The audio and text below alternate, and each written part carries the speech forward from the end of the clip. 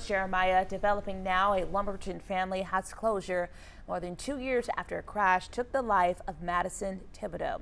She was killed when her friend's Jeep flipped and caught fire. Yesterday, a jury sentenced that friend, Kay Abshire, to 5 years in prison. Abshire pled guilty to intoxication manslaughter before her trial started. 12 News spoke to Thibodeau's family and Abshire's defense attorney, who says the women were longtime friends and sorority sisters at Lamar. Ebony Coleman has more. Inside Modelo's Sports Cantina in Beaumont, a memorial still stands for 23-year-old Madison Thibodeau. She was killed in a fiery car crash in 2022. While none of her co-workers wanted to speak on camera, they tell 12 News that she was a wonderful person whose loss they continue to mourn. On Thursday, a Jefferson County jury sentenced 24-year-old Kay Abshire to 5 years and a $10,000 fine for Thibodeau's death.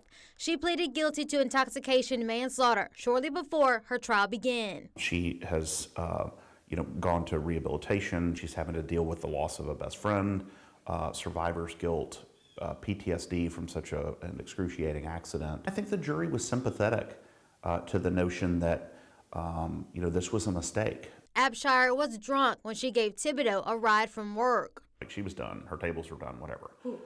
Carly. Okay. But Madison still had tables, so Madison was still working. So Carly was waiting for her. Okay.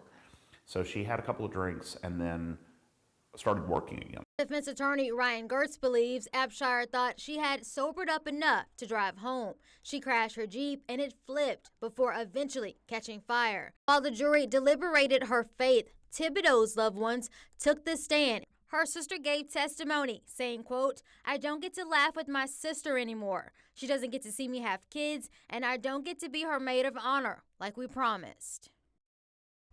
Gertz says Abshire will be eligible for parole in a year and a half, but she's not guaranteed to get it.